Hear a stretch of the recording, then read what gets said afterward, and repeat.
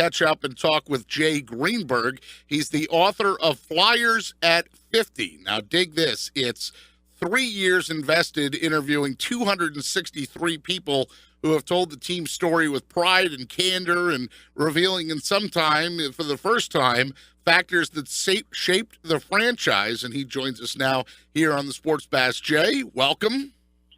Thanks for having me, Pete. Thrilled to have you on, pal, and I think I did a pretty good job of displaying my emotions when I saw you in the press box the other night at the Flyers alumni game of how great this book is, including, and of course, 600 pages. I'm about a third of the way through. I will try to get through all 600 of them, full disclosure, but right off the bat, there's a heartfelt message from Mr. Snyder, and that was probably one of the last testimonials or interviews that he was able to do. Could you talk about Mr. Snyder's involvement with this? Well, like with Full Spectrum, which was the book I did in '96, which covered the Flyers years from their inception up through '96, or in other words, their years at the Spectrum. He was pretty much the guardian, the angel of the whole project, and same with this one. When they wanted me to do another one, when I reminded him the 50th anniversary was coming up 4 years ago, he said rather than do another book to cover the whole era, to cover the entire history, he suggested just doing let Full Spectrum stand alone and do a second part that picked up from '96 on. In other words, their time at what is now the First Union Center. I'm not sure the second book would have happened without him. The first was originally Jay's idea, but Ed was my angel when I was really late with getting it, and the project took on a much bigger scope than what was originally anticipated. And there were people who wanted to cut it down and not do it at that scope so we could get it out earlier. Snyder was the angel through the whole thing, throughout the process, really, of both books. He saw the value of having a history, having a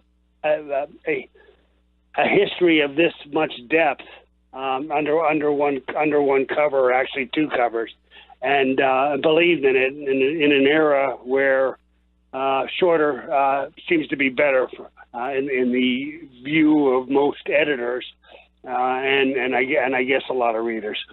Not this one. Jay Greenberg's our guest. He's the author of Philadelphia Flyers at 50, the story of the iconic hockey club and its top 50 heroes, wins, and events. And again, Full Spectrum, sort of the first, if this was a movie and its sequel, Full Spectrum would have been the original movie. And then this book is now the sequel to that. And it has a ranked and comprehensive list of the top 50 Flyers heroes, a detailed account of the Flyers' triumphant comeback against the Bruins in the 2010 playoffs, the top 50 Flyers wins and events. And we'll get into that in a minute, Jay. But one of the first things that jumped out to me was in the Bobby Clark passage of 50 Flyers heroes. I had never heard that story before about where Clark was in the hotel the night before he was going to sign his contract. Could you maybe relate that to our listeners? He'd come in he didn't live full time in Philadelphia yet. He was going back to Flin Flon for summers, and he'd come in to sign his contract, which was the first big or multi-year contract that the Flyers had ever given out. The WHA was getting ready to start, a competing league, and the NHL teams were losing important players to the new league. And Clark and Snyder, for the first time, really set a precedent by signing players to long-term contract. So he locked Clark up for 5 years at $100,000 a year, which was really, really good money for hockey players in 1973. Clark comes in to sign the contract. He's at the bar at a Center City hotel, and he happens to run into a gentleman from the Blazers, the fledgling Philadelphia Blazers organization, who asks why he's in town. He tells him, "I'm here to sign a contract." And he's the guy. His name was Kevin Johnson. He was going to be their public relations director. excused himself, came back in about 10 minutes and says to Bob and says to him, I just talked to Bernie Brown, our owner, and he said to offer you to not sign the contract, to offer you $1 million a year to come play for the Blazers, which was like, that's 10 times the money he was going to be making from the Flyers, which was a pretty big contract to begin with. Clark turned it down. He said, no, I want to play in the NHL, and I've given my word. And the next day went in to Keith Allen and signed his contract. He says he never told anybody but the whole story, but somehow, probably because Blazers people looking for credibility, that they were going to be around and they were willing to spend some money and give the Flyers, who really weren't a very good team at that point, a run for the money for the market. He took it to John Brogan was a columnist was a writer for the beat guy. For the Philadelphia Bulletin at the time. Wrote about this a few weeks later, and as I said, must have gotten it from the Blazers. And Snyder called Clark and says, "Is this true what I'm reading?" And Clark said, "Yeah, it is." And Snyder says, "I thank you, and I will never forget this." And as far as Clark remembers, he swears he swears that Snyder never did forget. Jay Greenberg, the author of Philadelphia Flyers at 50, relating just a few of the stories that are in the book. That's under the Ed Snyder chapter, if you will. And Ed Snyder ranked number 1 in your list of top 50 heroes. Bobby Clark 2, Keith Allen 3, Bernie Parent 4, Bill Barber 5. Putting these rankings together, was that a difficult process for you? And maybe you could describe how you came up with the list of the top 50 Flyer heroes. Well, it was difficult, and then when it gets down to who's 41st and who's 42nd, it gets a little anal. But I did have some guidelines that I went by throughout to try to be consistent about it. The first 10 were pretty obvious to me. You could make an argument for Clark over Snyder. Clark being the greatest player, and there's no Cups, of course, without him. But there's no Flyers without Snyder. So I think it was pretty clear that, and not just for sentimental reasons because he passed away last year, but I think he's pretty clearly was the number 1 figure in franchise history. And then when you go with the names you just read, those were Hall of Famers who produced the 2 Stanley Cups. After them came Mark Howe, who was 7th, who was the second. I don't know. Did we get to Shiro 6? Shiro was 6. Shiro 6, Howe 7. Yep. Yeah. And Mark was the greatest defenseman in the franchise history, and two-time Stanley Cup finalist, and another time a semifinalist. And then next I went with Holmgren and Hextall, not necessarily because, although they were very good players for the team, mostly because of their just involvement in shaping the franchise as general managers, and Holmgren in every capacity for the team. He's 8th. Hextall is 9th. And then Eric Lindros is 10th. He's also a Hall of Famer. But that was pretty Lindros, they didn't win. He got to 1 final. Why I would put Howe. It really came down to, and I broke ties. For instance, I'm jumping around here, but for instance, Rick Tocchet and Gary Dornhofer. Dornhofer 17th, Rick Tocchet 18th. Pretty much the same player. Hard-nosed, good finisher, corner guys, heart and soul guys. I'm going to pick between who's the better of those 2 players. That's pretty tough. Dornhofer won 2 Stanley Cups. Tocchet got to 2 finals and 2 more semifinals. So I used the more they won, I used that to break some ties. Lindros, that's a controversial pick. He's 10th because he didn't win as much as the ones above him, and because he obviously there were problems, and he ended up leaving the team well before because of injuries and because he had a falling out with the organization. From a longevity factor, he didn't compare to some others. Gene Hart's 11th. Gene taught hockey to Philadelphia. And after that, I go with McLeish at 53 playoff goals. Brian Propp, who's their 3rd leading scorer all time. Tim Kerr, John LeClaire. LeClaire was a 4-time first-team All-Star. Kerr scored 54 goals twice, and 58 twice. And then I went with Claude Giroux, who's the highest-ranking current player. I think if this book was written 3 or 4 years from now, Giroux would probably be higher, as he's just climbing on some all-time lists. But just give you a few ideas of why I was considering how I broke some really apples versus oranges arguments to put players where they are. You're listening to Jay Greenberg. He's a 40-year veteran of newspapers, magazines, and websites, including the New York Post, the Toronto Sun, Sports Illustrated.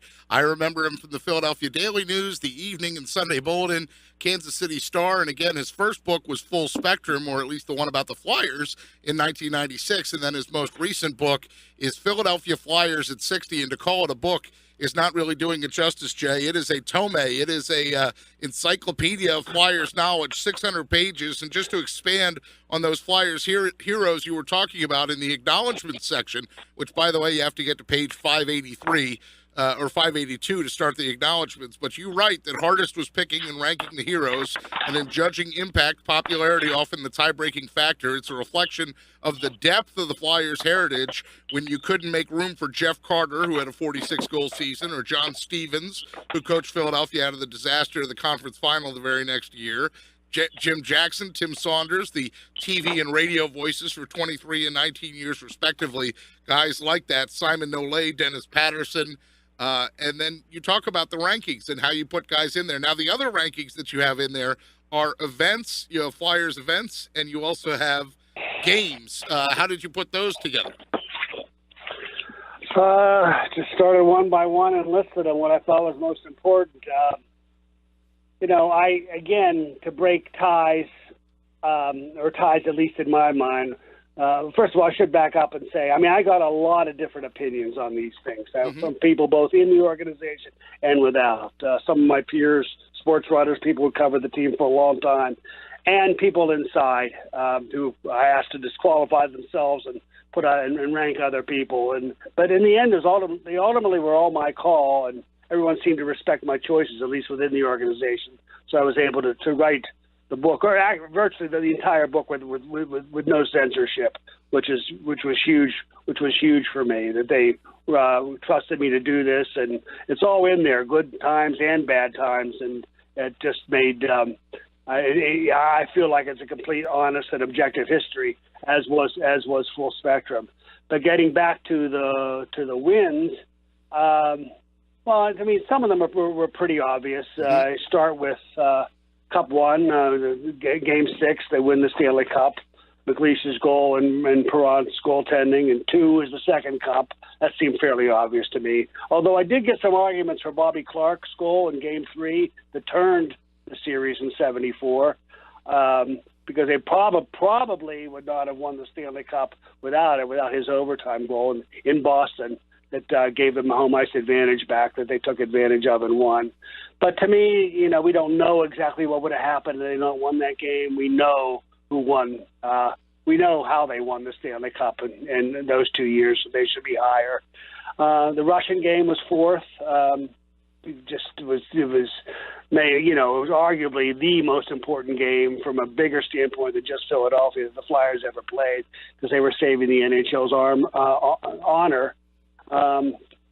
Number 5, I have the Flyers beating the Rangers to get to the final, and for the first cup. They become the first expansion team to beat an established team in a playoff series. The streak game, when they beat Boston in Boston to go to 29 games without a loss on their way to 35 in 1979. I have that 6th. I've never seen them play a better game than they did that day under enormous pressure. And then we go from there to Dornhofer's goal against the Islanders, when the Islanders had been down 0-3, and this is the second cup year. The Islanders had been down 0-3 in that series, and it tied it in going to Game 7 in a very, very nervous Spectrum. Dornhofer scored after 19 seconds, and McLeish had a hat trick, and the Flyers won the game to get to their second final. I got into an argument one day in the press. Someone who's asking me, who knew I was working on this, asked about one day we were talking about Keith Primo's goal in the fifth overtime in Philadelphia in 2000. Mm-hmm. And where did I have it ranked? 15. And when I said, they said, it's got top 10, right? And I said, no, actually it's 15. And they said, what? And then we started arguing about it. And, that one was it tied a second-round series at 2-2. And while it certainly was memorable and certainly was extraordinary, and it was a great goal considering the fatigue factor, and just an extraordinary game, and certainly maybe one of the most memorable games in Flyers history, I wasn't going to put that ahead of games that got them to finals, the clinch semifinal series, or even the Daigneault goal in '87, which I have 11th, that got them to Game 7, and most people remember as the loudest the Spectrum has ever been. It's hard breaking some ties, but I did the best I could, and I certainly understand how people can look at some things differently. That's Jay Greenberg, the author of Philadelphia Flyers at 50, the story of the iconic hockey club and its top 50 heroes, wins, and events. I urge you to go out and get that book today. 600 pages, well worth your while, and it has every event and every win. Like he said, the top 50 Flyer wins he was talking about. As far as the events go, for example, one of the events is June 30th, 1992, and that's when the NHL-appointed arbiter Larry Bertuzzi ruled that Marcel Aubé made an enforceable deal with the Flyers, and that takes you back, Jay. I think I was 20 or 21 at the time, and that chaotic time of who's going to get the rights to Eric Lindros, and it ended up being the Flyers. Well, it didn't turn out in the Stanley Cup that was anticipated. It turned into one final and one MVP, and I think it's changing a bit because he's been very, very well received when he's come back to the Spectrum now. But I think for a time, Lindros' time here was perceived as being disappointing, and I don't think it is. He's in the Hall of Fame now, and I don't think it should be looked at that way. He just got hurt, and which was unfortunate. Otherwise, whatever problems they had with the family and and all the things that caused him to become alienated from the team, I think had he not suffered all those concussions and had not been at the root of the issues between him and the family, he probably would have lived happily ever after as a Flyer. And to an extent, because he refuses to talk about those disappointments, he really has lived happily ever after as a Flyer. He seems to be very content with his time here and what happened. The fans seem the same way. And I know a line that Mr. Snyder uses in his message to start the book, and you also have it in other places, the Flyers' 6 trips to the finals since last winning the Stanley Cup. You would think that we would have lucked into at least one more title by now. They have they've been six finals and 13 semifinals since they won in '75. The 13 semis since that time are the most of any team since '75. So even if you you can even not factor in what they did to win, even since then they've remained. That's the most semifinals of anybody. And for regular season standpoint, I think only Montreal has a better record over that time, which both reminds people that how competitive they've been and how in most years they were a factor. And when the season began, they were a team that people had they had high expectations for, and often met, sometimes not. But but it's also a reminder of the heartbreak getting that close that many times. And players got hurt. The one that people look back the most on is in the book with the most regret was 2004, when most people really thought they had the best team, and they wound up losing to Tampa Bay in Game 7 of the semifinal series. The whole defense got wiped out. Desjardins couldn't play. Marcus Ragnarsson was hurt and couldn't play. And Kim Johnson, who had really become their best defenseman that year, played after from the second round on with a broken hand, and they just got killed. They just got wiped out in the power play by a pretty good Tampa Bay team. But most people thought they had the best team, and that was their best shot. And that's probably the most haunting. The other one was 2000 when they were up 3-1 on the Devils. And couldn't seal the deal around all the controversy about Lindros coming back to play in the finals. In that series for the last two games. I don't quite put that in the category of 2004 because I think the Devils were better and just took them a while to get their act together and came back and beat the Flyers more than the Flyers really blew it. 2004 was the one I really thought most people thought they really had the best team and is the one that's probably the most lamentable. Jay Greenberg with us. He's the author of Philadelphia Flyers at 50, the story of the iconic hockey club and its top 50 heroes, wins, and events. I'll close by asking you this, Jay. A lot of people in your book were on the ice on Saturday night, this past Saturday night at the Wells Fargo Center. How did you think that night went, and did you enjoy it as much as I did? Well, yeah, I mean, there's 20,000 people for an alumni game, or as Eric said, as Lindros said, 20,000 people for slow motion hockey. Which is pretty, I mean, what was wonderful about it was that practically every era was represented, and they were able to put together the best lines from all those eras, including the Legion of Doom and Clark, Leach, and Barber. And then Poulin, Kerr, and Prop from the '87 team, and so that was fun.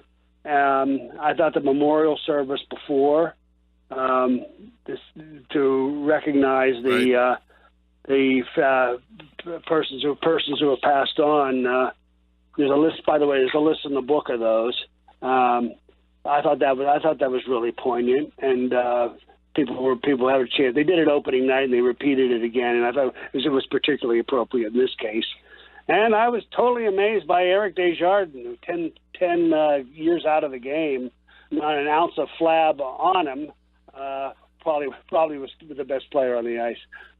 He looked really fast. Yes, Flyers Forever is in your book. That's page 580. That starts on as you pay tribute to all the people that have been a part of the organization, and one of those people, yourself, Jay Greenberg, and we thank you for the time today here on the Sports Bash. I urge all our listeners to go out and check out the book. It's called The Philadelphia Flyers at 50, the story of the iconic hockey club and its top 50 heroes, wins, and events. I know you got a book signing coming up. Where's your next signing going to be? Willow Grove, Barnes & Noble on Friday night at 6 o'clock. Fantastic. And I look forward to seeing you in the press box again at some point, pal, and maybe you and I will get into a couple of those debates too. All right, thanks, Pete. Appreciate it.